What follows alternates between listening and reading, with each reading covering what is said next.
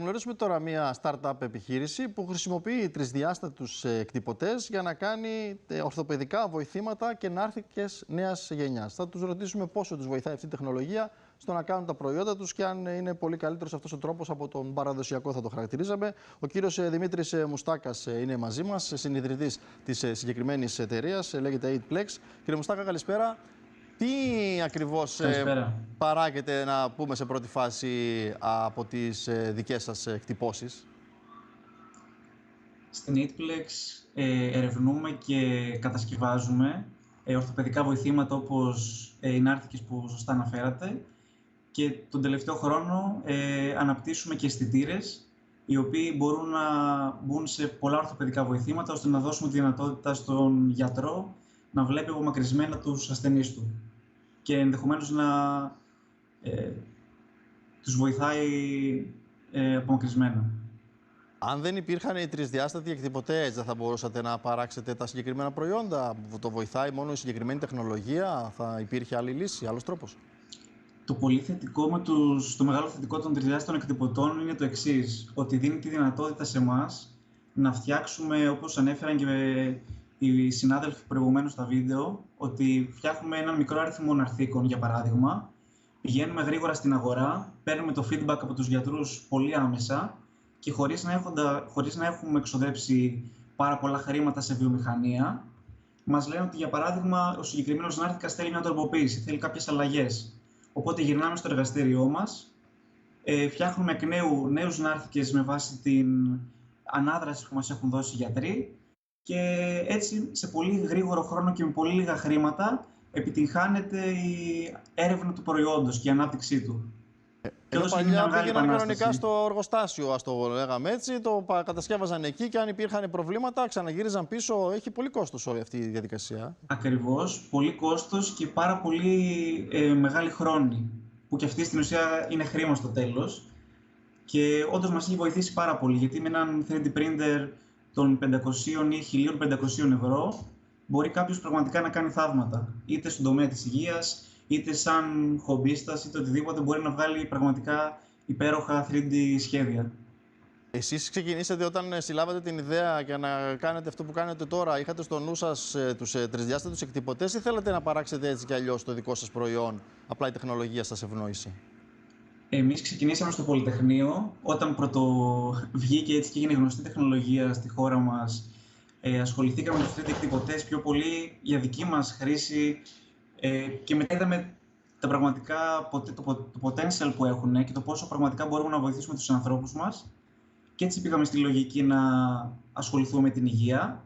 Και μάλιστα και εμείς μέσα στην καραντίνα, στην πρώτη καραντίνα που έγινε, μαζί με το COVID-19 Response Greece, φτιάξαμε και δώσαμε αφιλοκερδώς πάνω από 50.000 ασπίδες προστασίας. Για το προσωπικό, το ιατρικό, δόθηκαν αυτό σε νοσοκομεία? Ακριβώς, δόθηκαν σε όλη την Ελλάδα και από όσο γνωρίζω δόθηκαν και κάποια στο εξωτερικό, όταν είχε φύγει πλέον από την Ελλάδα το συγκεκριμένο πρόβλημα με τον εξοπλισμό. Είπατε για μαζική παραγωγή. Μπορεί να γίνει μαζική παραγωγή με την έννοια της βιομηχανίας όπως την έχουμε συνηθίσει τουλάχιστον, με τους τρισδιάστατους εκτυπωτές? Ευνοεί η τεχνολογία κάτι τέτοιο?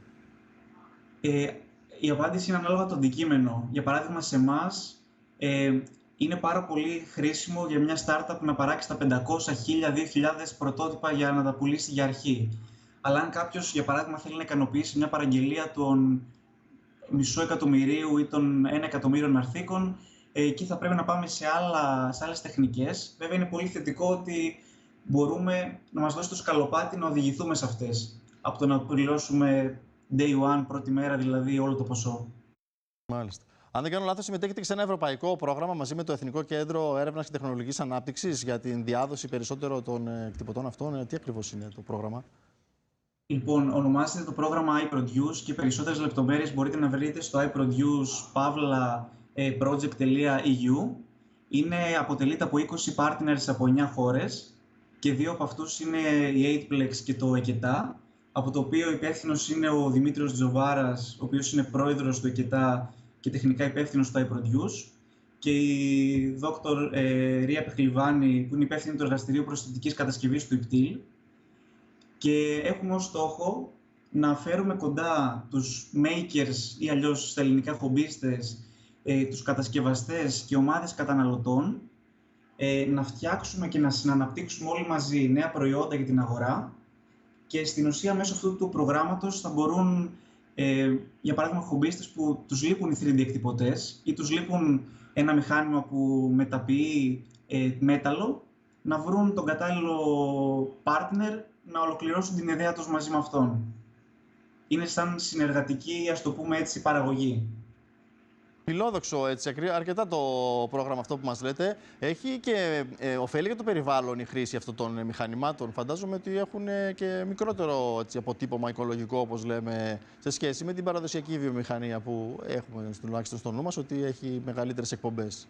Το κοιτάτε αυτό καθόλου, δηλαδή, το έχετε στο νου σας αυτό το θέμα του περιβάλλοντος?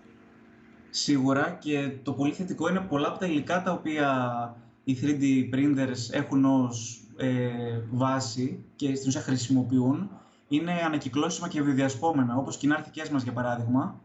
Οπότε όχι μόνο μειώνουν κάποιους ενδεχομένους ρήπους, αλλά φτιάχνουν και κάποια προϊόντα που είναι φιλικά προς το περιβάλλον και σέβονται τις επόμενες γενιές. Και η αντοχή τους είναι, φαντάζομαι, ικανοποιητική. Αυτό δεν το συζητάμε. Δεν τίθεται θέμα πόσο αντέχουν στον χρόνο αυτά τα που κατασκευάζετε. Ακριβώς, ακριβώς. Εντάξει, σίγουρα για το κάθε προϊόν και για την κάθε κατηγορία προϊόντος πρέπει να γίνονται κάποιες μελέτες και κάποια stress test αντοχής στην ουσία με τα πανεπιστήμια που υπάρχουν για να δίνουν την απαραίτητη πιστοποίηση. Μάλιστα. Φαντάζομαι στο μέλλον τα μηχανήματα αυτά, κύριε Μουστάκα, θα αντικαταστήσουν τα παραδοσιακά από ό,τι φαίνεται. Υπάρχει στροφή της τεχνολογίας προς αυτή την κατεύθυνση και εφόσον υπάρχει και κάτι θετικό για το περιβάλλον, ίσως είναι και σωστή η κίνηση. Λοιπόν, να σας ευχαριστήσουμε πάρα πολύ για όλες τις πληροφορίες. Να είστε καλά. Σας καλή συνέχεια σε αυτό που κάνετε. Είναι αρκετά καινούριο και ελπιδοφόρο από ό,τι φαίνεται.